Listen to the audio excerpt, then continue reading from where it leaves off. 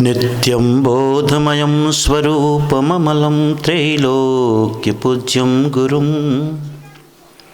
सद्विद्यां सुविविच्य सारशिवदं शिष्यैश्च संसेवितम् आसीनं रुचिरासने शतदले सौम्याकृतिं सन्निभं तं लीलाधृतविग्रहं यतिवरं वन्दे कबीरं परम्। यदीयपादोदकसेचनेन स्थाणुः प्रपेदे स्तरुभावमाशुः वन्द्यः सतां योर्महनीयकीर्तिस्तं श्रीकबीरं सततं नमामि।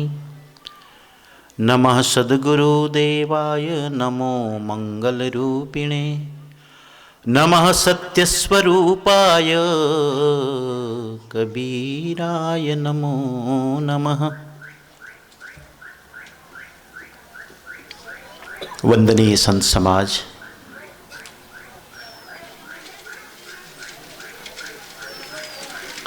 सद्गुरु के वाणी वचनों पर, सद्गुरु के चरणों पर अनन्य निष्ठा, अनन्य भक्ति, अनन्य अनुरक्ति रखने वाले आप सभी हंसजन, जिज्ञासुजन, मुमुक्षुजन,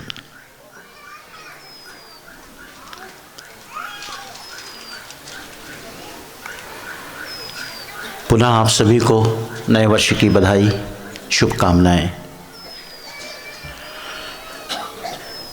ये बड़ा सुंदर प्रसंग है और खुशी का अवसर है, मौका है कि कसेही गांव में साल के प्रथम दिन से ही त्रिदिवसीय कार्यक्रम का आरंभ हुआ है। आज दूसरा दिन यानी 2 जनवरी।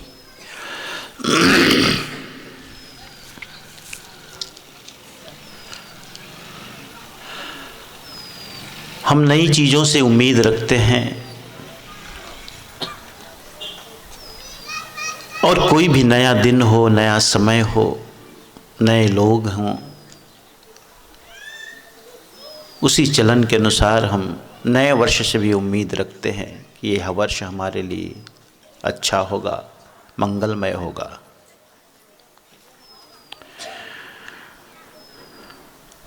आप सभी बड़े भाव के साथ यहाँ बैठे हैं सुनने के लिए।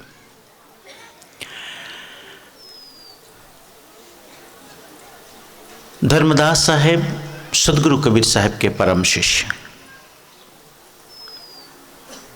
सदगुरु कबीर साहब मोक्षदाता, मुक्तिदाता, समर्थ सदगुरु।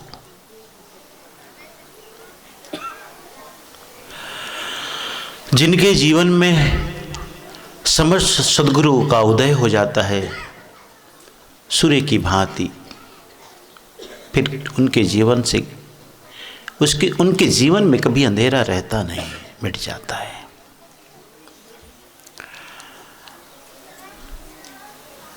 धर्मदास साहेब सदगुरु को पाकर बहुत ही भाव विह्वल थे, धन्य धन्य थे। और ये भी बहुत बड़ा सौभाग्य है, क्योंकि सच्चा और समर्थ गुरु का मिलना भी बड़े सौभाग्य की बात है। और संसार का चलन है, जिस पर भरोसा होता है उसकी नकली चीज जरूर आ जाती है। और ये गुरु के संदर्भ में भी कहा जा सकता है, बहुत गुरु है अस जग माही, हरे द्रव्य भव दुख को नाही, तासे प्रथम परीक्षा कीजिए। हैं इस जगत में बहुत से गुरु, द्रव्य का हरण करने वाले हैं, सुख सुविधा जुटाने वाले हैं, होते हैं। क्योंकि जो असली होता है उसी की ही नकली होता है। 500 रुपए की नोट की नकली मिल जाएगी, नकली नोट 300 रुपए की नहीं मिलेगी, क्योंकि 300 रुपए की नोट है ही नहीं। जो नकली असली होगा तभी नकली होगा उसका। संतों पर, ऋषि मुनियों पर कितना बड़ा भरोसा विश्वास है समाज को। रावण ने सोचा किसका भेष बनाऊं, सन्यासी का भेष बनाया। पुलिस पर कितना बड़ा भरोसा होता है समाज का। चोर डकैत जो होते हैं वो पुलिस का भेष बना लेते हैं।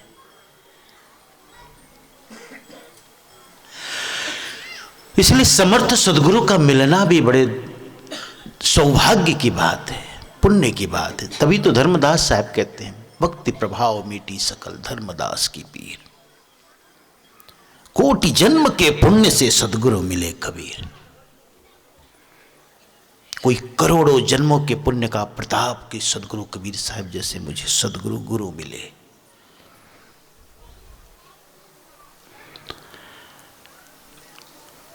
गुरु की कृपा अनंत है, अनंत किया उपकार, लोचन अनंत उघारिया, अनंत दिखावनार। कैसी उनकी कृपा, कैसा उनका उपकार जीवन में। इसलिए इस जगत में गुरु सम दाता कोई नहीं, गुरु सम हितैषी कोई नहीं। और गुरु और शिष्य का संबंध भी शारीरिक नहीं है, आत्मिक है। और यही कारण है, आत्मा का स्वभाव अविनाशी है। इसलिए जिस संबंध का आधार अविनाशी है तो उसका परिणाम भी अविनाशी होता है। सब मांगन हारा गुरु समदाता कोई नहीं। इस जगत में सब मांगने वाले, एकमात्र गुरु है जो देता है। और इतना देता है, इतना देता है, बेहिसाब देता है, उसकी कोई तुलना नहीं। पारसमणि के बारे में भी कहा जाता है कि पारसमणि लोहे को स्पर्श करता है तो कंचन बना देता है, सोना बनाता है, पारसमणि नहीं बनाता। लेकिन गुरु तो जरा भी भेद नहीं करता, स्वयं जैसा बना देता है। गुरु कर ले आप समान। तो ऐसे सद्गुरु को पाकर के धर्मदास साहब धन्य धन्य थे। आज मैं चाहता हूं संध्या पाठ का कुछ प्रसंग है उसे आपके बीच रखूं। माना कि सभी कबीरपंथी भी नहीं होंगे, सत्संगी भी हैं, लेकिन मैं ऐसा सोचता हूं कि कुछ बातें हम कबीरपंथियों के लिए भी हम कहते हैं।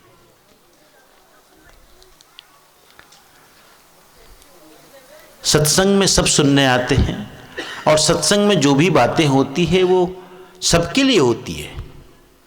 यदि मैं अपने सद्गुरु से प्रीति और भक्ति लगाने की बात कहता हूं, यदि आप कबीरपंथी नहीं हैं तो इस बात को अपने अर्थों में लेवें। मैं आपसे कह रहा हूं, आप जिनको मानते हैं उससे भक्ति लगावें, प्रीति लगावें।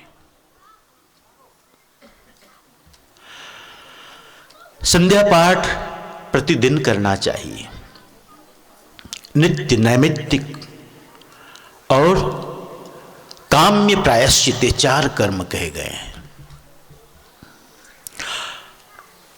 नित्य नैमित्तिक, काम्य और प्रायश्चित, ये 4 कर्म बताए गए हैं शास्त्रों में। नित्य कर्म के अंतर्गत है संध्या वंदन। अहरह संध्याम उपासीत, शास्त्र वचन है कि प्रतिदिन संध्या करना चाहिए। अहरह, प्रतिदिन। अह संस्कृत भाषा है, जब संधि होती है तो अहरह बन जाता। प्रतिदिन संध्या करनी चाहिए। संध्या का मतलब होता है जोड़, संधि, जोड़। तो त्रिकाल संध्या की बात आती है कि साधक को, शिष्य को, भक्त को त्रिकाल संध्या करनी चाहिए। तो जोड़ क्या है? रात्रि का गमन, दिन का आगमन, दोनों के बीच जब रात थोड़ी थोड़ी बची है, दिन थोड़ा थोड़ा आने वाला है, वो संधि काल, संध्या।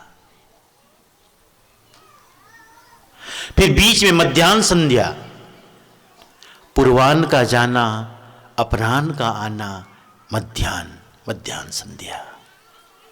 फिर सायं संध्या, दिन का जाना, रात्रि का आना, रात्रि का आगमन, सायं संध्या। कबीर पंथ में सायं संध्या की ज्यादा महिमा है। माना कि सुबह हम गुरु महिमा का भी पाठ करते हैं, लेकिन सायं संध्या। और संधि शब्द बनता है दो शब्दों से, और भी, और गहराई में जाओ तो संधि, सन शब्द बनता है सत्य से।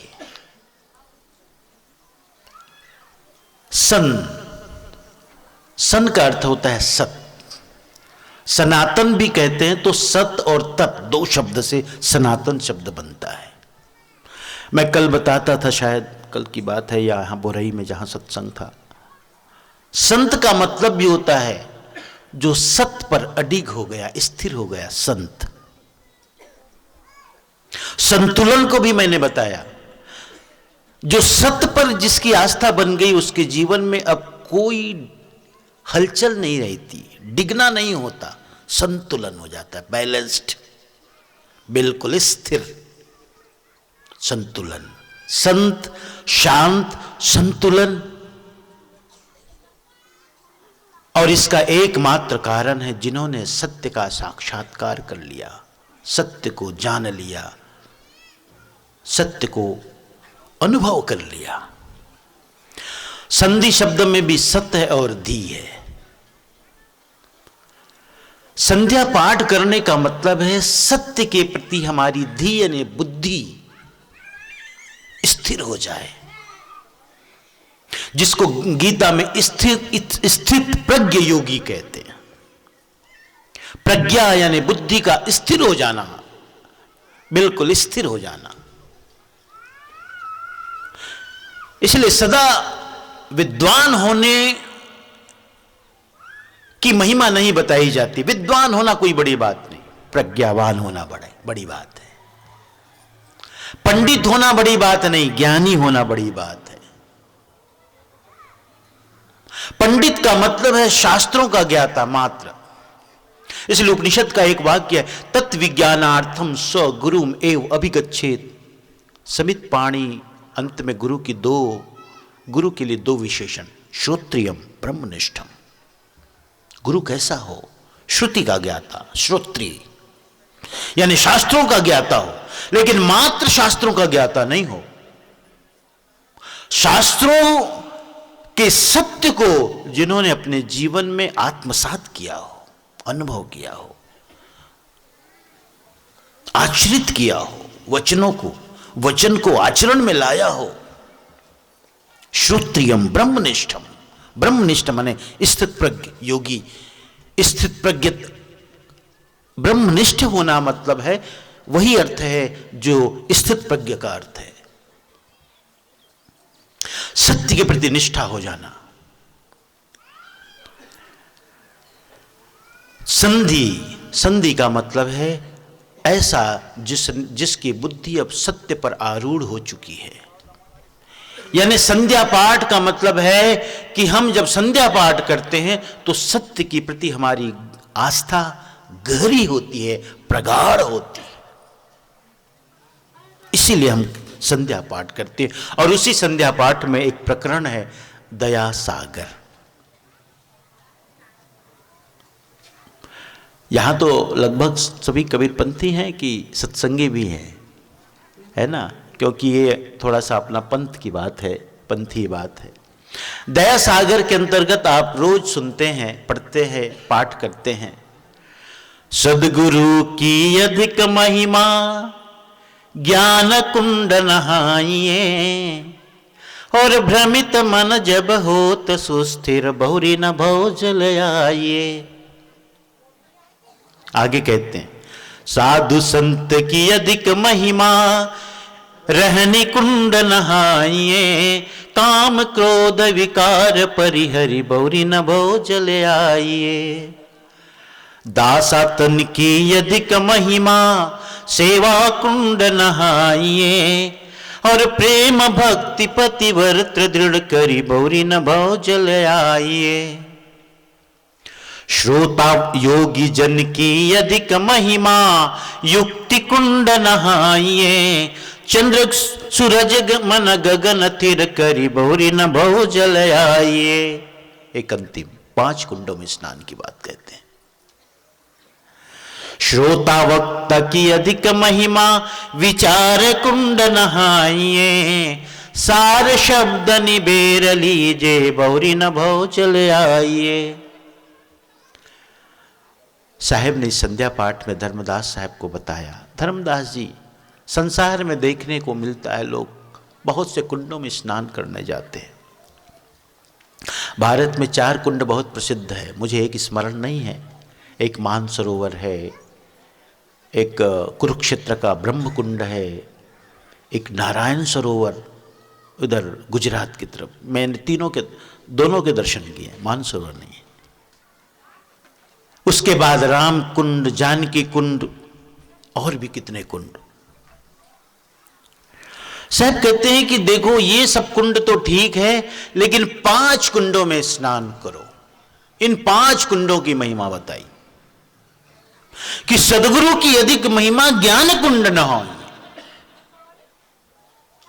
तो जैसे गंगा स्नान का महत्व है, वैसे ही दूसरे कुंडों का महत्व है। लेकिन सदगुरु के पास बैठकर जो तुम ज्ञान के कुंड में नहाओगे, उसकी महिमा तो पूछो मत, उसकी महिमा अपार है। संत जन प्रवचन में नहीं कहते भैया गंगा में नहाओगे तो शरीर धुलता है, सत्संग में नहाओ तो मन धुलता है। ऐसे जितने भी दूसरे कुंड हैं, सबकी यही गति है। जाते तो हैं लोग, लेकिन मन नहीं धुलता। मन तो धुलता है सदगुरु के सानिध्य में, उनके ज्ञान के कुंड में नहाओ। इसलिए सदगुरु ही एकमात्र सहायक है। सदगुरु के पास बैठो, सदगुरु के दर्शन करो।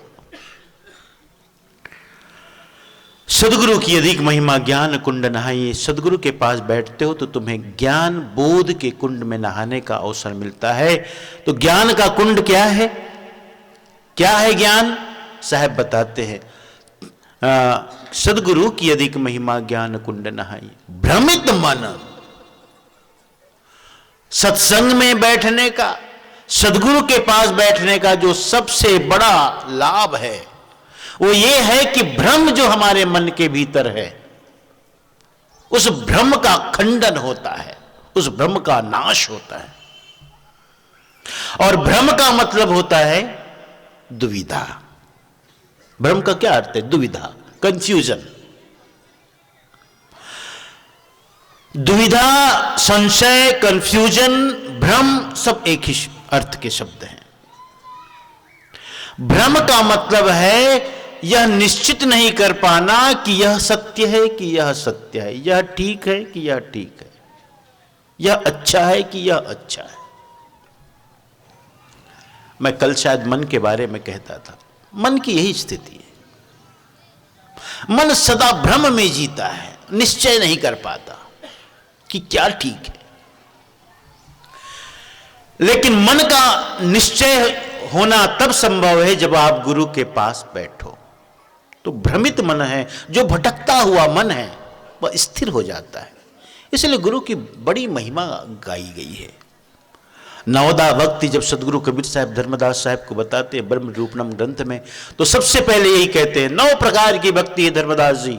श्रीमद् भागवत में कहा गया, श्रवणम कीर्तनम विष्णु स्मरणम पाद सेवनम वंदनम अर्चनम वंदनम दास्यम सख्यम आत्मनिवेदनम।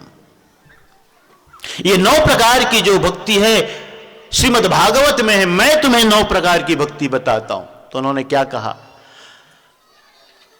साहब ने क्या कहा धर्मदास साहब को? कहते सद्गुरुराचर्चनम मुख्यम द्वितीयम साधु सेवनम सन्नाम रटनम स्नेहा तृतीयम एतदेवहि श्रवणम ज्ञान वाक्यस्य श्रद्धेत चतुर्थकम ततो भवेत् सतश्चित्तान माया भावश्च पंचमम सारासार विवेकस्तु षष्ठं च कथ्यते बुधै सत्यवाक्य समुच्चारः सप्तमं परिचक्षते अष्टमम समदृष्टि च नवमम शीलता गुण। ये 9 प्रकार की भक्ति बताई। और 9 प्रकार की भक्ति में सबसे पहली भक्ति साहब ने बताई सदगुरु की पूजा, जो यहां भी या इस दया सागर के अंतर्गत भी साहब ने यही कहा कि सदगुरु के पास बैठो तो ज्ञान के कुंड में नहाने का मौका मिलता है, क्योंकि सदगुरु की महिमा बहुत है, अनंत है, अनंत किया उपकार। इसलिए सदगुरु की पूजा करो। और समस्त शास्त्रों का सार है, सदगुरु से बड़ा शास्त्रों में अगर पढ़ो आप, खोजो आप, सार ढूंढो, तो एक बात समझ में आती, सदगुरु से बड़ा कोई नहीं है। ये प्रमाण है, प्रमाण के रूप में मिलता है। मैं अक्सर गुरु गीता का उदाहरण देता हूं, क्योंकि गुरु गीता में गुरु की महिमा है, और गुरु की महिमा में भगवान शिव और पार्वती का संवाद है, वार्ता है, ज्ञान वार्ता है। जहां पार्वती ने पूछा है भगवान शिव से, हे भगवान मैंने देखा है आप भी किसी के समक्ष हाथ जोड़ते हो, ध्यान करते हो, कौन है वो? जबकि समस्त जगत चराचर आपकी स्तुति गान करता है, आपका ध्यान करता है, आपका सुमिरन करता है। जब आप सब आपका ध्यान करते तो आप किसका ध्यान करते हो? तो भगवान शिव ने स्पष्ट रूप से गुरु गीता में कहा, पार्वती मैं जिसका ध्यान करता हूं वो गुरु है। आप बताओ फिर गुरु कौन? फिर गुरु बड़े हुए कि नहीं हुए? गुरु बड़े हैं। इसलिए कबीर पंथ में गुरु की महिमा है। कई जड़ को पकड़ो, सार को पकड़ो। गांव में छोटी मोटी दुकान होती है तो कहते अरे बड़ा महंगा देते, नाथ गांव ले आवे। कहते हो कि नहीं माता लोग? नाथ गांव जाकर ले आवे। अब भाई नाथ गांव से लाए तो महंगा तो हो ही छी ना। नाथ गांव वाला मन कहा सोचो तो अरे ऊंचो मन बड़ा भारी महंगा देते, डीलर से ले आवे। हाँ, तो दुकानदार जाते हैं डीलर के पास, डीलर जाता है मैन्युफैक्चरर के पास। यही मैं कह रहा हूं,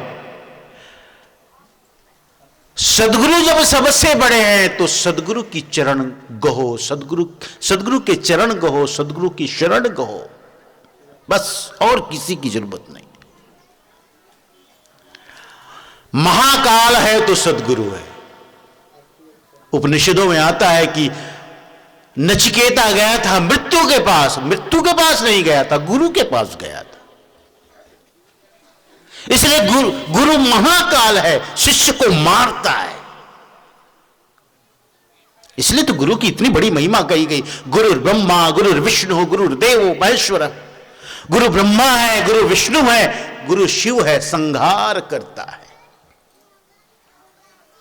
गुरु के पास आते हो तो तुम्हें मिटना ही पड़ेगा। और मिटना किस बात का? मैं का, अहंकार का। और अहंकार को मिटाना सबसे कठिन काम है इस जगत में। अहंकार, मैंपना। और जब तक मैं नहीं मिटता गुरु भी नहीं मिलते। जब मैं था तब हरि नहीं, अब हरि है मैं ना आई। और प्रेम गली अति सांकरिता में दो न समाई। भक्ति का मार्ग बड़ा सकरा मार्ग है, बहुत सकरा। यदि तुम मैं को लेके ही जाना चाहते हो तो गुरु न मिलेंगे। मैं को मिटाए बिना गुरु नहीं मिल सकते। रास्ता इतना सकरा है, दोनों एक साथ नहीं जा सकते।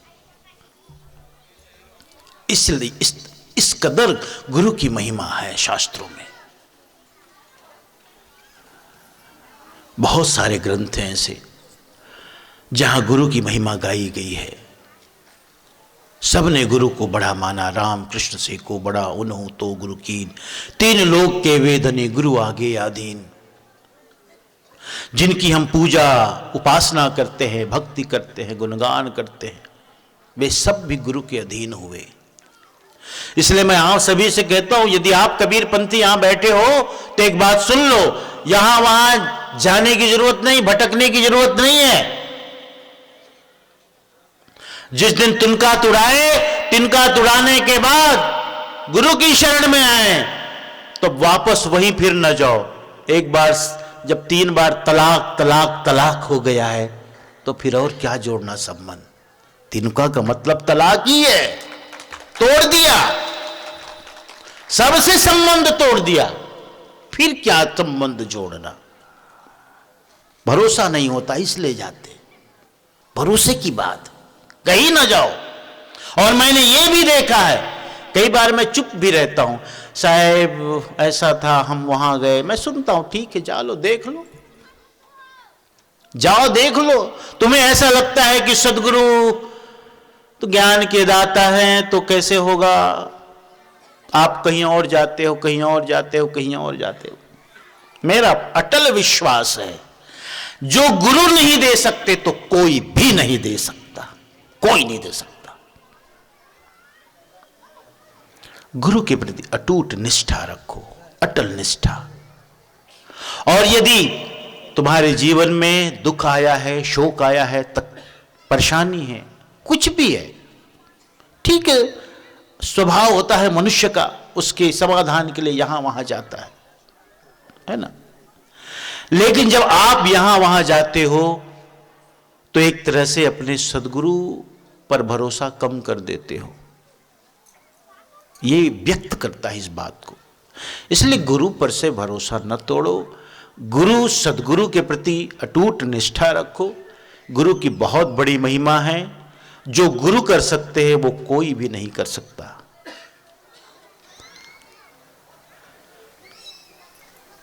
गुरु बिन भव निधि तरह न कोई, जो विरंच शंकर सम होई। गुरु के बिना इस संसार सागर से कोई भी पार नहीं हो सकता, चाहे त्रिदेव के रूप में ब्रह्मा विष्णु महेश जैसे ही कोई क्यों ना हो। इसलिए साहब कहते हैं इस दया सागर के अंतर्गत, गुरु के पास बैठो, जब गुरु के पास बैठोगे तो तुम्हारा मन का जो भ्रम है वो दूर हो जाएगा। संशयग्रस्त मन, यहां की वहां की, क्या ये कि ये, सब ठीक हो जाएगा, स्थिर हो जाएगा। भ्रमित माने भटकता हुआ, भ्रम माने भ्रमण करना शब्द होता है, भ्रमण करना शब्द से आप जानते हो, भ्रमण माने घूमना, उसी से भ्रमित शब्द बना है। भटकता हुआ मन, घूमता हुआ मन, यहां वहां जाता हुआ मन स्थिर नहीं है। आगे आएगा स्थिरता की जरूरत क्या है इसे बताने के लिए। तो यह है स्थिर मन को स्थिरता चाहिए, तो सदगुरु के पास बैठो। सदगुरु के पास बैठने से यह फल मिलता है कि हमारा भटकता हुआ मन स्थिर हो जाता है, एक जगह ठहर जाता है। और एक जगह जहां ठहर गया मन, फिर साहब क्या कहते हैं, बहुरी न भव चलाइए। अगर इस तरह कोई गुरु के ज्ञान को प्राप्त कर लेता है और मन स्थिर हो जाता है, तो वह जो साधक है फिर इस संसार में नहीं आता, वह सदा सदा के लिए सतलोक को प्राप्त कर लेता है, सतलोक की प्राप्ति हो जाती है। दूसरा कहते, साधु संत की अधिक महिमा रहने कुंड नहाइए। साधु संतों के पास बैठो, संगत की बहुत बड़ी महिमा है। जैसा होवे संग वैसा होवे रंग, संगत की रंगत लगती है, इसलिए सदा कहा जाता है अच्छे लोगों की संगत करो, बुरे लोगों की संगत को छोड़ो। सदा ये उपदेश दिया जाता है, क्योंकि हम कई बार बड़े बड़े तर्क देते हैं कि ठीक है हम संगत तो करते हैं लेकिन उनके गुण को धारण नहीं करते, उनकी आदत को अपनाते नहीं। लेकिन साहब ने या संतों ने, महापुरुषों ने कहा कि संगत की रंगत लगती, बिल्कुल सत्य कहा। निरंतर तुम बुरे लोगों के साथ रहते रहोगे तो एक न एक दिन उसकी बुराई का दाग तुम्हें जरूर लगेगा, जरूर लगेगा। एक बार ऐसा भी हुआ, एक पिता ने पुत्र से कहा, बेटा, युवाओं को भी कहने की जरूरत है, बैठे हैं, युवाओं को तो ज्यादा सत्संग की जरूरत है।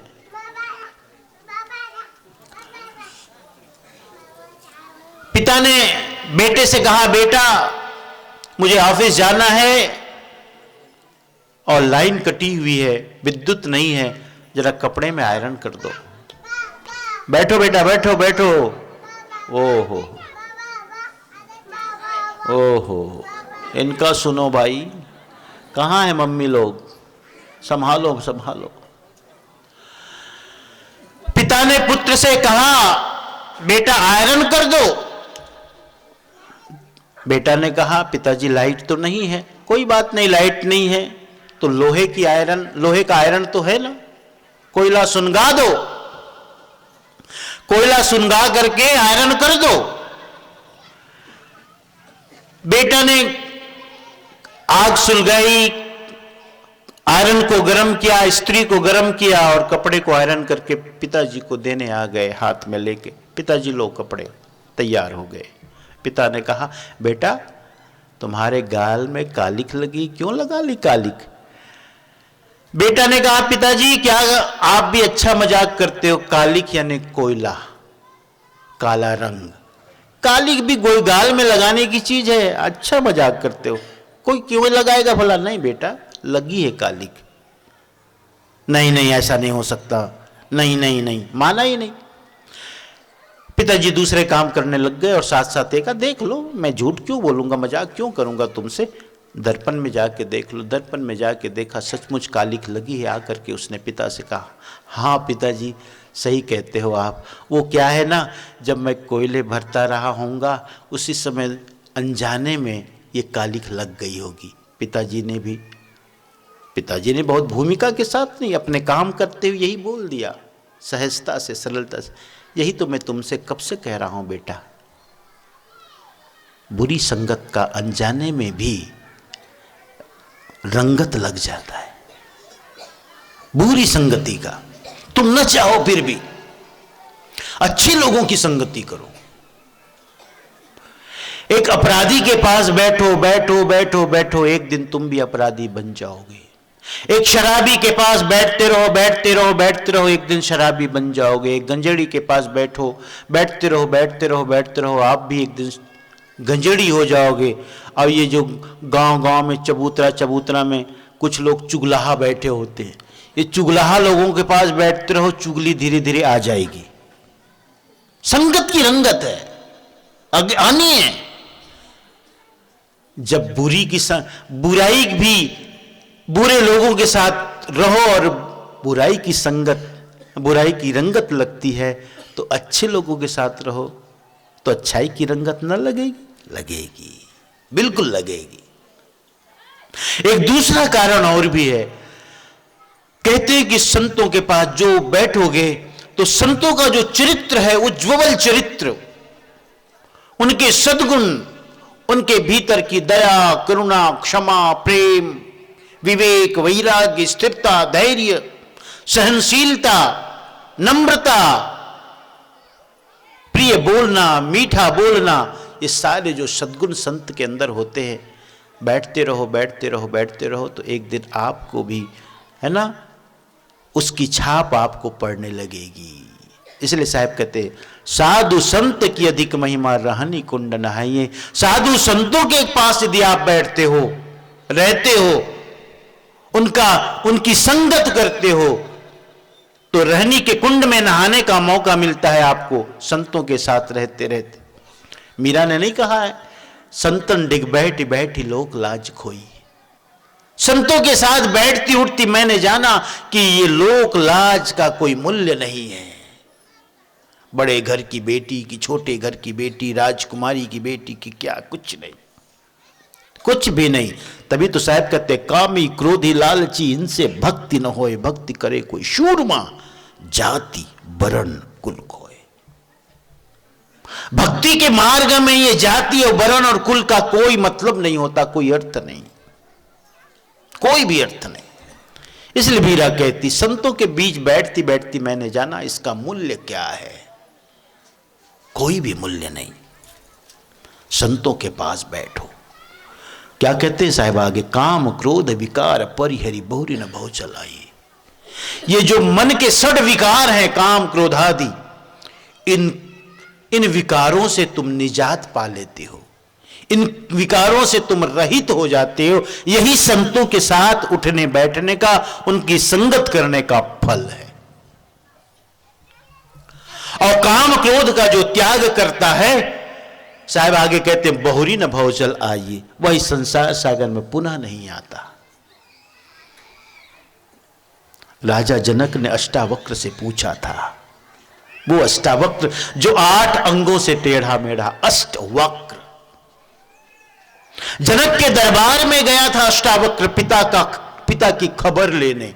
मां ने कहा था, देखो बेटा, सुबह से गए तुम्हारे पिता, सुना है मैंने हर देशों से बड़े बड़े शास्त्री, बड़े बड़े विद्वान, बड़े बड़े महारथी आए हैं, शास्त्रार्थ करने आए, जाओ तो पता करो कब तक आएंगे, क्यों देर हो रही है। अष्टावक्र गया, दरबारियों ने रोका, सोचा ये कहां से आ गया, ये ऐसा टेढ़ा मेढ़ा आदमी। पूछ तो रहा है अपने पिता का नाम पूछ रहा है, लेकिन भरोसा न हुआ। तू मैं हुई, वाद विवाद हुआ, अंत में प्रवेश किया दरबार में। ऐसे ही दरबार सजा था, बीचों बीच राजा जनक बैठे, सब बड़े बड़े विद्वान, 1 विषय का, 2 विषय का, 6 विषय का, बड़े बड़े विद्वान बैठे। अष्टावक्र जब प्रवेश किया तो सबके सब हंस पड़े। अष्टावक्र को बड़ा आश्चर्य हुआ, ये क्या? वही अष्टावक्र जो अंत में जनक का गुरु के रूप में गुरु बना, यानी जनक ने ही उन्हें गुरु बना लिया। जब हंसे तो उसे बड़ा आश्चर्य हुआ, ओहो, जो सत्य पर चर्चा करने आए हैं वो मेरी विचित्र आकृति, मेरे विचित्र शरीर को देखकर हंस पड़े। ये ताज्जुब की बात है। सब हंसना बंद कर दिए। थोड़ी देर बाद में अष्टावक्र भी खिलखिला के हंसे। जब उन्होंने खिलखिला करके हंसा तो पूरी सभा स्तब्ध रह गई, एक दूसरे को देखने लगे मानो पूछने के भाव से, क्या हुआ, क्यों हंसा, क्या बात है, इसने क्यों हंसा। हम सब तो उनकी विचित्र आकृति, शरीर को देख करके हंसे, इसके हंसने का कारण क्या है। स्वयं राजा जनक अपने आसन से उठे और हाथ जोड़ करके कहा, प्रभु, हम आपसे परिचित नहीं हैं, लेकिन ये सभा जानना चाहती है आपके हंसने का कारण क्या है। अष्टावक्र परम ज्ञानी, अष्टावक्र गीता पढ़ो तो ऐसा लगता है जैसे बीजक है सदगुरु का। सीधी सीधी बात कही, सत्य को बिना लाग लपेट के उन्होंने कहा। बहुत प्यारा ग्रंथ है अष्टावक्र गीता। अष्टावक्र ने कहा, मां ने कहा था जाओ पिता की खबर देखो क्या है, कैसा है। मैं यहां आया था, मुझे बताया था मां ने, सत्य पर चर्चा हो रही है। मैं सोचता था यहां सब सत्य को साक्षात्कार किए ज्ञानी लोग हैं, लेकिन आने के बाद पता चला ये पंडितों की नहीं, ये तो चमारों की सभा है। इतनी बड़ी बात कह दी, चमारों की सभा है ये, पंडितों की नहीं, ज्ञानियों की नहीं। अब तो पंडितों का मुंह उतर गया। इतना बड़ा उन्हें तो लगा जैसे किसी ने बिल्कुल चप्पलों से धुनाई कर दी हो, जैसे कहते हैं ना, एकदम अपमान। सबका सिर झुक गया। लेकिन जनक ने पूछा था, आप कैसे कहते हुए चमारों की सभा है, ये पंडितों की सभा है भाई, सब पढ़े लिखे लोग हैं, ज्ञानी लोग हैं, शास्त्रों के जानकार हैं। फिर से अष्टावक्र ने कहा, कैसे कहते हो जानकार है, जिन्हें सत्य पर सत्य की समझ होगी, सत्य का साक्षात्कार होगा, सत्य को जिन्होंने जाना होगा, वो मेरे विचित्र आकृति को देख के हंसेंगे? नहीं, इनकी दृष्टि अभी चाम से भीतर नहीं गई है, सिर्फ चाम पे अटकी है, और जो जिसकी दृष्टि चाम पर है वही चमार है। इतनी बड़ी बात कह दी। अरे पानी तो पानी है, गिलास में रखो कि थाली में रखो, हाँ, कि कहीं भी रखो, उसकी जो तत्व है उसमें कोई कमी होती है? कहीं नहीं होने वाली। जो तत्व है पानी का, एस कहते ना केमिस्ट्री के अनुसार, H2O, हाइड्रोजन का 1 परमाणु, ऑक्सीजन का 2 परमाणु, दोनों मिलकर के पानी बनता है। तो थाली में रखा हुआ पानी हो कि गिलास में रखा हुआ पानी हो कि लोटे में रखा हुआ पानी हो, बर्तन के कारण उसकी आकृति भिन्न भिन्न हो सकती है, लेकिन तत्वतः उसमें कोई भिन्नता नहीं। इन्हें समझ नहीं है इस बात की। ये जो ज्ञानी, ये पंडित जो आए हैं, इसकी समझ तो होनी चाहिए। जब सत्य पर चर्चा करने आए हैं, उसी अष्टावक्र को अपने गुरु बनाया जनक ने। एक दिन जाता था रास्ते से, हाथी से उतरा, घुटनों के बल हाथ जोड़कर खड़ा हो गया। सदगुरु, मैं आपको पहचान न पाया, आज मुझे भरोसा है कि वह ब्रह्म ज्ञान, वह सत्य सिर्फ आपके पास है, आप ही मुझे बता सकते हो। फिर आगे बात बनती, पूरा संवाद जनक और अष्टावक्र का है। उसी संवाद के अंतर्गत अष्टावक्र ने जनक को कहा, जनक यदि तू चाहता है सुख मिले, तू वैराग्य को प्राप्त होवे, तू मुक्ति को चाहता है, तो एक बात अच्छी तरह से समझ ले, विषयों को तू विष की तरह त्याग दे। क्योंकि विष तो आदमी को एक बार मारता है, विषय बार बार मारता है, बार बार मारता है। इतना बड़ा ज्ञान अष्टावक्र ने जनक को दिया। यही बात यहां साहब कहते हैं कि साधु संत की अधिक महिमा रहनी कुंड नहाइए, काम क्रोध विकार परिहरि बहुरी बहुजल आई। जो संतों की संगति करता है, जो संतों का सानिध्य करता है, संतों के सत्संग में बैठता है, धीरे धीरे धीरे धीरे देखोगे आप, आपके अंदर का भी काम है, क्रोध है, मद है, लोभ है, मोह है, ये जो षड विकार हैं, धीरे धीरे धीरे धीरे कम होने लगते हैं, रहित होने लगते हो, आप सबसे विरक्त होने लगते हो, विरत होने लगते हो। ये संतों के पास बैठने की महिमा। और इसका एक कारण है, जो वैज्ञानिक कारण मैं जिसे कहूं, हर शरीर में कुछ तरंगे प्रवाहित होती रहती है। यदि एक संत के पास बैठो तो संत के शरीर से प्रवाहित होने वाली तरंगे तुम्हें प्रभावित करती है निरंतर। अगर मेरा चिंतन अच्छा है, मेरा विचार अच्छा है, मेरे अंदर प्रेम है, दया है, करुणा है, विवेक है, वैराग्य है, तो निश्चित है मेरे शरीर से निकलने वाली तरंगे तुम्हें धीरे धीरे धीरे धीरे प्रभावित करेगी। और उसका असर यह होगा कि धीरे धीरे तुम्हें भी इन सद्गुणों के प्रति श्रद्धा बढ़ जाएगी, श्रद्धा हो जाएगी। इसलिए साहब कहते हैं, साधु संतों की संग करो, साधु संत की अधिक महिमा रहनी कुंड नहाइए। काम क्रोध विकार परिहरि बहुरी न भौ चलाइए, दासा तन की अधिक महिमा।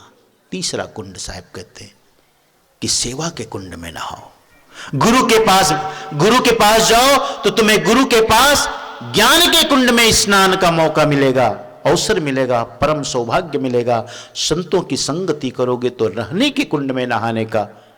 और भक्तों के पास बैठो, जैसे आप भक्त हैं सदगुरु के, भगवान के, जिनके जो मानने वाले, आप जो भक्त हैं, सरल सहज भक्त, निरहंकारिता, निराभिमानिता, इन गुणों को लिए हुए आप ऐसे जो भक्त हैं, इनके पास बैठो तो सेवा के कुंड में नहाने का मौका मिलता है।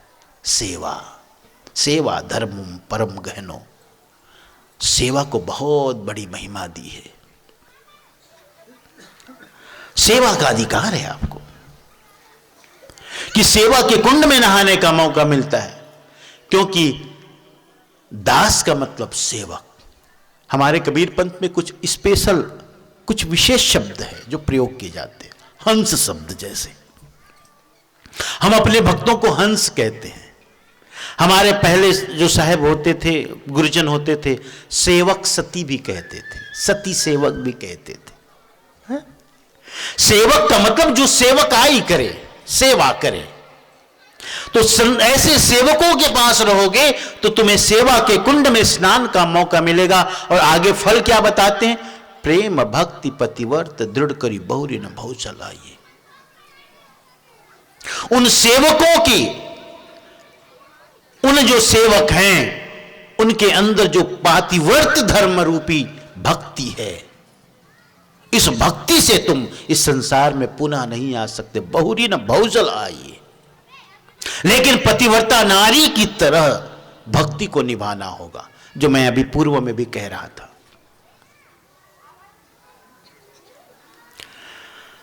भक्ति कैसी हो? पतिव्रता नारी की तरह। माताओं को कितना बड़ा सम्मान दिया सदगुरु ने। प्रेम पतिव्रता नारी की तरह हो, एक के लिए समर्पण, एक के प्रति समर्पण, सबके प्रति सम्मान, अपने सदगुरु के प्रति। क्योंकि देखो, एक गुरु के प्रति तुम समर्पित नहीं हो सकते तो उस एक को नहीं पा सकते। दोपहर के सत्र में मैं जो एक सदगुरु का शब्द लिया था, मेरा तेरा मनुआ कैसे एक होई रे, पूरा पद का अर्थ नहीं हो सका समयाभाव के कारण। आगे साहब कहते, तू तो रंडी फिरे बिहंडी। इतना कठोर शब्द साहब ने कह दिया, कहने में भी, लेकिन साहब के शब्द ही कठोर है, क्या कहे।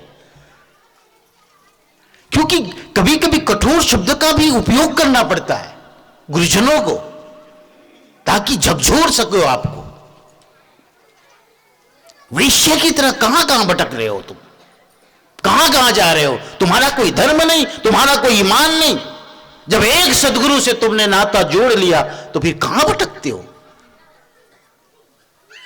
साहब ने इस कदर उसमें डांट लगाई है और यही कहा उन्होंने, एक को साधो। अगर तुम्हारे अंदर एक के प्रति प्रेम नहीं होगा तो तुम उस एक को नहीं पा सकते।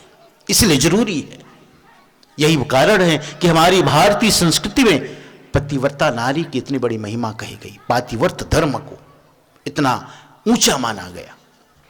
ये प्रशिक्षण है, पहले से तुम प्रशिक्षित हो जाओ कि एक को जानना है, एक को मानना है, क्योंकि वो भी एक है। साहब ने बीजक में भी कहा, एक साधे सब साधिया, सब साधे सब जाए।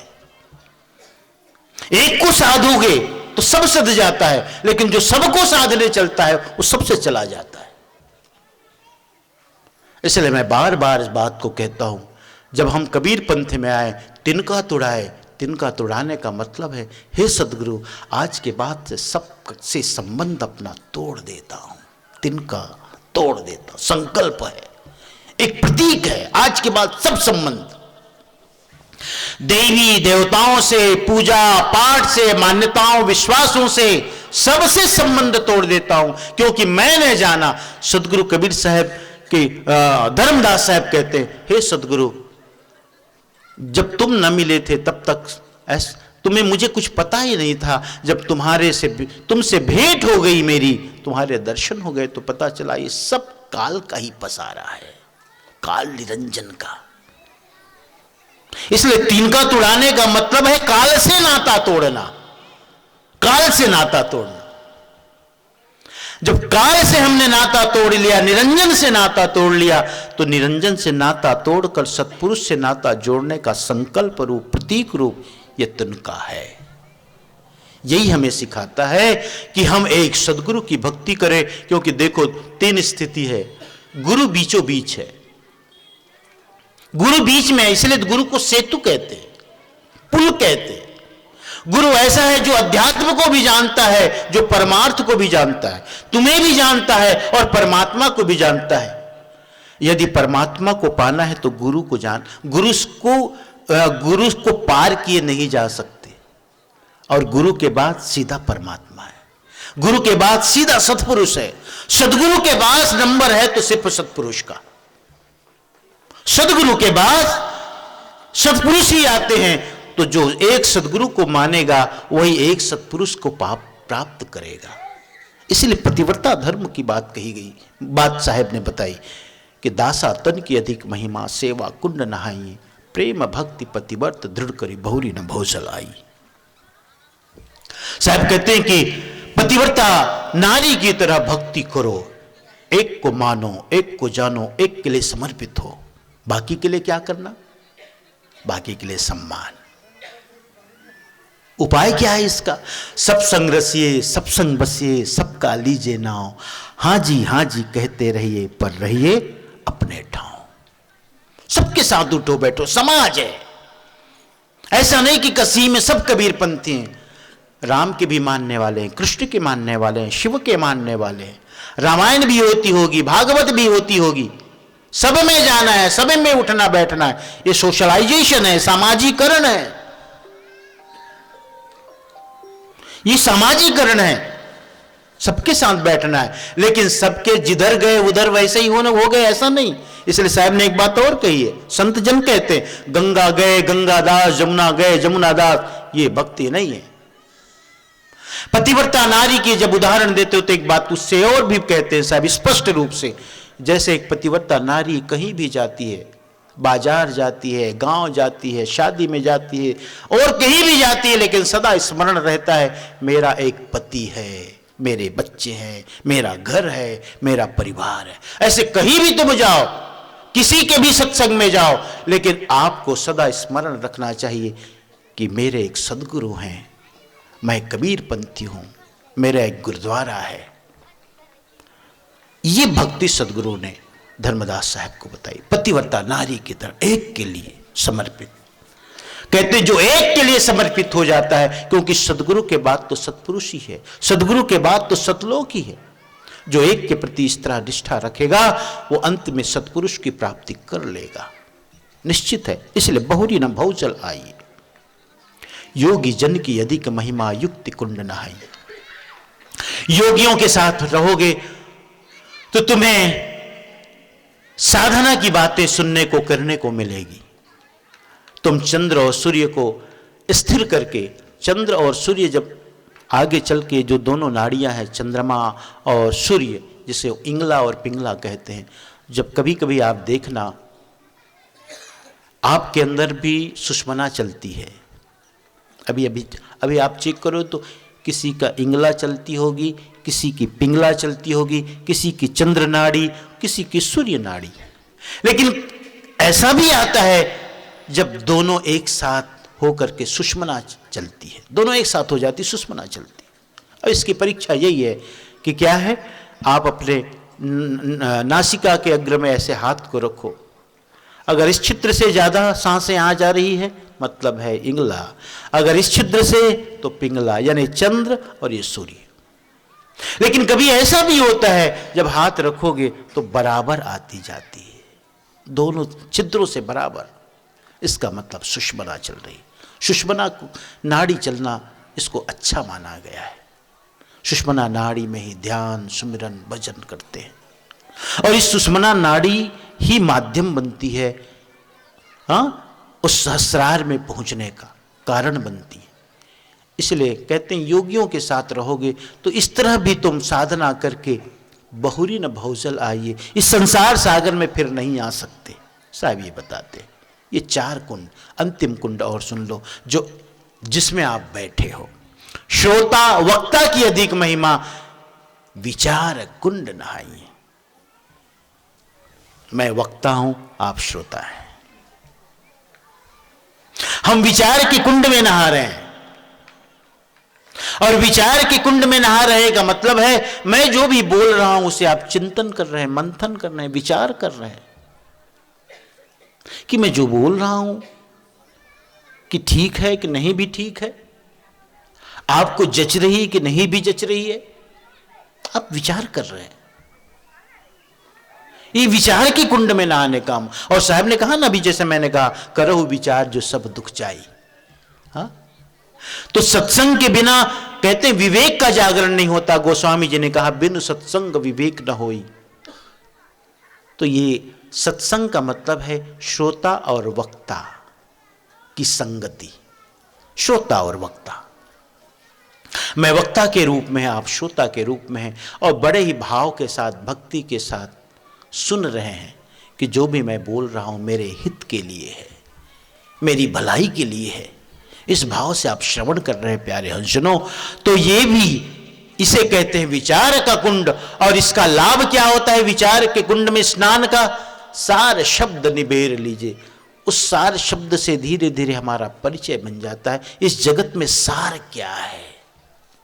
जिस साहब ने कहा धन तो सोई धन है, संतो छूट जाए सो माया। उस धन का हमें पता लगता है जो संग और साथ जाने वाला है। जिस धन को पाकर के धर्मदास साहब धनी हो गए, आत्मधन, आत्म प्रतिष्ठा, आत्म सुख, आत्मधन, आत्मधन से धनी हो गए धर्मदास साहब, आत्म प्रतिष्ठा से प्रतिष्ठित हो गए, और आत्म सुख से सुख में सदा विहरण करने लगे, यही भक्त और साधक का उद्देश्य होता है सदा। और बाकी सारी प्रतिष्ठा, किसी की दी हुई प्रतिष्ठा क्या है, उसकी क्या, उसका मूल्य क्या है भाई? हम बड़े गदगद होते तो हैं, कोई हमें माला पहना दे, कोई हमारा सम्मान कर दे, लेकिन साहब कहते हैं इसमें कुछ नहीं रखा है। आत्म प्रतिष्ठा, तुम्हारी बुद्धि आत्मा में प्रतिष्ठित हो जाए, सत्य में प्रतिष्ठित हो जाए, तुम्हारी प्रज्ञा सत्य में प्रतिष्ठित हो जाए। और हम सत्यलोक का भी हम यही अर्थ बताते हैं। सत्यलोक का मतलब कोई ऐसे लोकांतर नहीं, सत्य नाम, सत्य लोक नाम स्थिति, उसे निज पद भी कह सकते हैं। सत्य में हमारी स्थिति बन गई, उसी का नाम सत्यलोक है। स्वर्गादिक लोकों की तरह इसकी व्याख्या नहीं है। स्वर्ग का मतलब है पुण्य कमाओ, स्वर्ग जाओ और वहां जाके सुख भोगो, ऐसा सुख जो अक्षय है, जो कभी घटता ही नहीं, सुख ही सुख है। स्वर्ग की ऐसी महिमा बताई जाती है ना। लेकिन और भगवान कहते हैं कि भाई देखो अर्जुन, स्वर्ग भी स्थायी नहीं है, पुण्य है तब तक तो रहोगे, उसके बाद नीचे जाना पड़ेगा फिर पुण्य कमाने। लेकिन अपना जो सत्य लोक है ऐसा नहीं, ऐसा कोई लोक नहीं। सत्य में हमारी स्थिति बन गई, उसी का नाम सतलोक की प्राप्ति है, सतलोक की प्राप्ति। तो सार शब्द निबेर लीजिए, यानी सार शब्द का ग्रहण हो जाता है। और सार शब्द है, संक्षेप में कहूं तो बहुत लोगों के मन में उठता है वो सार शब्द क्या है, माना कि ये कहने से ही आप जान जाओगे, ऐसा नहीं, ये अनुभव की बात है। लेकिन सांकेतिक रूप से अगर उसे कहा जाए तो वह है सत्य नाम। सत्य नाम ही सार शब्द है। सार शब्द निबेर लीजिए, बहुरी न भोजल आइए। जो सत्य नाम यानी सार शब्द से परिचित हो जाता है, इस संसार में पुनः नहीं आता। तो इस प्रकार सदगुरु कबीर साहब ने दया सागर के अंतर्गत 5 कुंडों में स्नान की बात कही। कहाँ जाते हो, कहाँ भटकते हो, गुरु के पास बैठो, ज्ञान के कुंड में नहाने का मौका मिलेगा। और यह भी उपाय है इस संसार में तुम ना आ सको, यानी बहुरी न भोजल आइए, मोक्ष और मुक्ति प्राप्त करने का यह भी एक साधन है। गुरु के पास बैठो, गुरु के ज्ञान को जानो, समझो, गुरु के ज्ञान को प्राप्त करो। फिर कहते साधु संतों के साथ रहोगे तो रहनी के कुंड में, भक्तों के साथ, सेवकों के साथ रहो तो सेवा के कुंड में नहाने का, और योगियों के साथ बैठो तो युक्ति के कुंड में, श्रोता वक्ता के साथ बैठो, यानी वक्ता के पास बैठो श्रोता बन करके, तो तुम्हें धीरे धीरे सार शब्द का ज्ञान हो जाएगा। और सार शब्द से परिचय प्राप्त करने के बाद फिर तुम्हारा इस जगत में आना नहीं होगा। इस प्रकार धर्मदास साहब को सदगुरु कबीर साहब ने दया सागर के अंतर्गत, दया सागर सदगुरु का ही नाम है, अनुराग सागर धर्मदास साहब। अनुराग सागर जो ग्रंथ है वो दया सागर सदगुरु और अनुराग सागर धर्मदास साहब के बीच ज्ञान वार्ता का संकलन है, संग्रह है, सुंदर ग्रंथ है।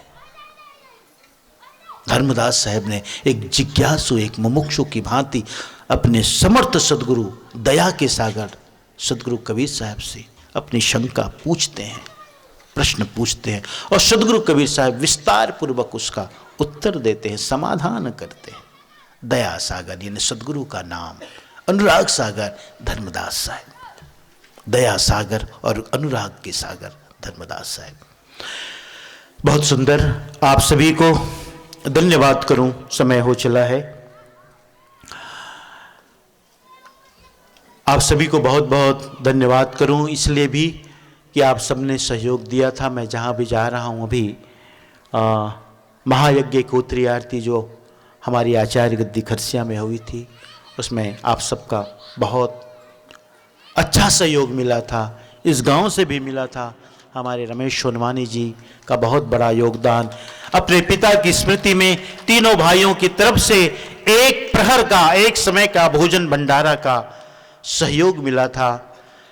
हम बहुत बहुत धन्यवाद देते हैं इस मंच से पूरे सोनवानी परिवार को, रमेश सोनवानी, तोशन सोनवानी और नारद सोनवानी को।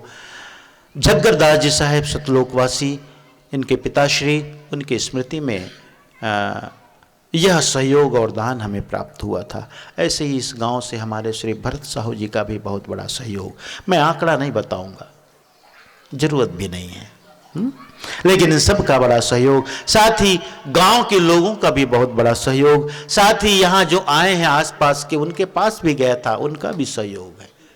तो इस क्षेत्र के लोगों ने, जनता ने, भक्तजनों ने उस महायज्ञ कोत्री आरती के लिए, जिसमें लगभग थोड़े से कम 2 करोड़ का खर्च हुआ था, 2 करोड़, उस 2 करोड़ के खर्च में आपका जो सहयोग मिला, दान मिला, जो हुआ है खर्च, उसमें आपका सहयोग है और इसी सहयोग से इतना बड़ा आयोजन हो पाया।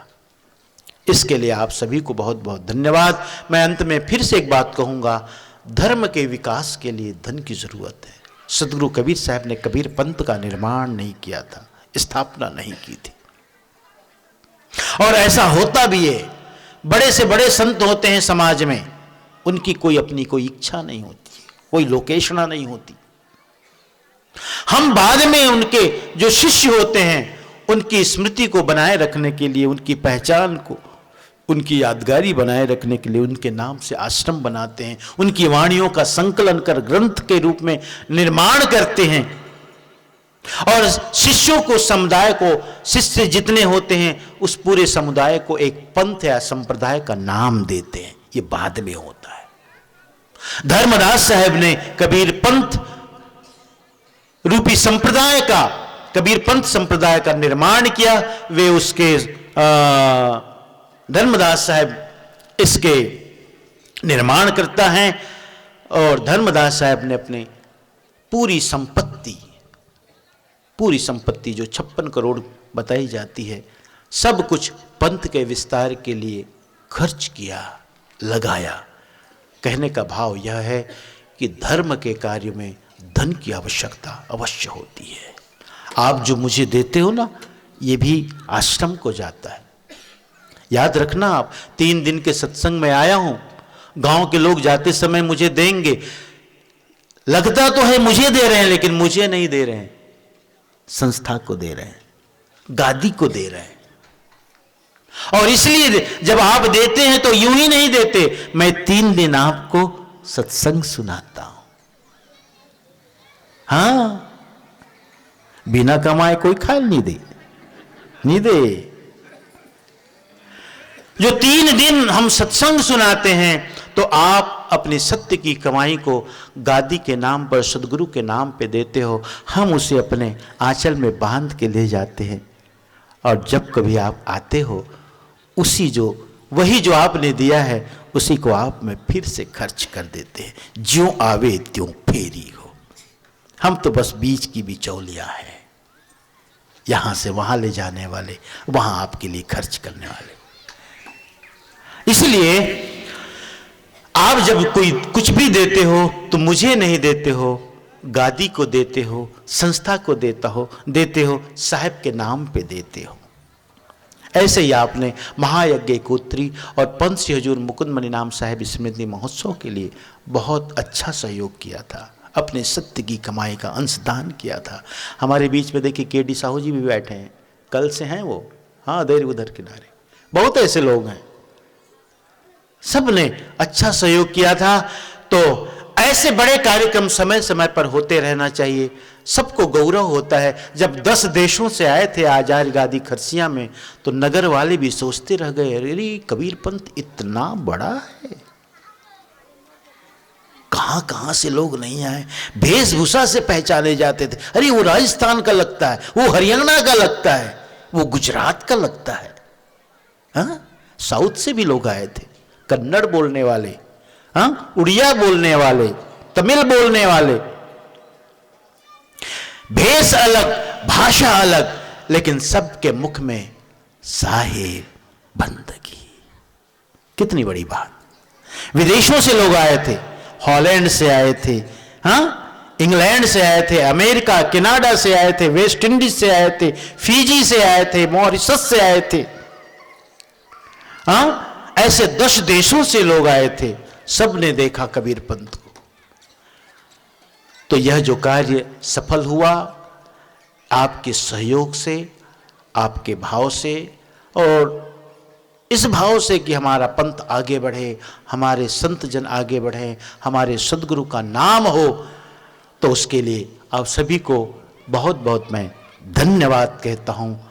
आप सभी को बहुत बहुत उसके लिए आभार व्यक्त करता हूँ। आप सदा ऐसे ही सहयोग जरूर करना, इसलिए करना कि देखो परिवार के लिए तो बहुत खर्च हो जाते हैं जी, विचार करो आप। यही एक जो खर्च है जो आप धर्म के लिए करते हो, यही गिनने में आता है, गिनने में आता है। मैं एक बात कहता हूं, अगर कोई भक्त अपने पिता के नाम से 1 एकड़ जमीन दे दिया या एक कमरा जाके बनवा दिया, कमरे के आगे उनके पिता का नाम है, जब जीवित थे उसका नाम लिखा है, गांव का नाम है, पता है, पिताजी नहीं रहे, पिताजी के जाने के बाद जो बेटा और परिवार करते हैं, सबसे पहला काम क्या? मृत्यु प्रमाण पत्र लाओ, और मृत्यु प्रमाण पत्र ला करके सब नाम को बदलो। जमीन में नाम है, घर में नाम है, हाँ, ऋण पुस्तिका में, इसमें उसमें, सबसे पहला यही काम करते हो। लेकिन आज तक हमारे आश्रम में एक भी व्यक्ति ये दावा करने नहीं आया कि मेरे पिताजी नहीं रहे, उसके नाम के को मिटा के मेरा नाम लिख दो। अब वे नहीं रहे, अब मेरा नाम लिख दो, ऐसा दावा करने कोई नहीं आता। इसीलिए अगर आप दान करते हैं तो जिनके नाम से दान होता है, जब तक वह निर्माण है तब तक उसका यशगान करता रहेगा कि इन्होंने दिया, इन्होंने निर्माण कराया। यही है आश्रम और धर्म की व्यवस्था, वही एक चलता है। अभी आपको बताऊं, हमारा एक स्थान है लिमतरा, 35 एकड़ जमीन है वहां। एक समय था वहां की गोटिया लोगों से हमारी जमीन कम हुआ करती थी, किसी के पास 100, किसी के पास 80, किसी के पास 40, 50। आज हमारे आश्रम से ज्यादा जमीन किसी की नहीं है, क्योंकि जिसके पास 100 थे उसके 2 बेटे हुए, 50-50 हो गए, फिर 2 हो गए, 25-25 हो गए। पहले गौटिया थे, अब किसान हो गए, पहले मंडल थे, अब किसान हो गए। लेकिन जिन जिन ने उसमें अचल संपत्ति के रूप में, जमीन के रूप में दान किया है, आज भी यथावत है, उनका नाम यथावत है। परिवार में बंटना ही होता है, धर्म में कार्य में लगाओ तो यथावत बना रहता है। प्यारे हंसजनों, इसलिए अपनी सत्य की कमाई का जरूर अंशदान धर्म के कार्य में लगाना चाहिए। अगर हम अपने धर्म को आगे बढ़ाना चाहते हैं तो धन का दान जरूर करना पड़ेगा, धन का त्याग करना पड़ेगा। और जब हम किसी के नाम को यहां से उच्चरित करते हैं, उनका नाम लेते हैं, तो इसलिए नहीं कि उन्होंने दिया, इसलिए कि उन्होंने इतना त्याग किया। त्याग का, उस त्याग की महिमा। अब यहीं पर अपने वाणी को विराम देता हूं। सब लोग जरा मेरे साथ जयकार लगाएंगे सदगुरु की। सदगुरु कबीर साहेब की, काशी लहरतारा धाम की, आचार्य गादी खरसिया धाम की, बंसी हुजूर साहेब की, आचार्य गुरुजनों की, सभी संत महापुरुषों की, सभी आप सभी भक्त हंस जनों की। सत्यनाम बंदगी साहिब बंदगी।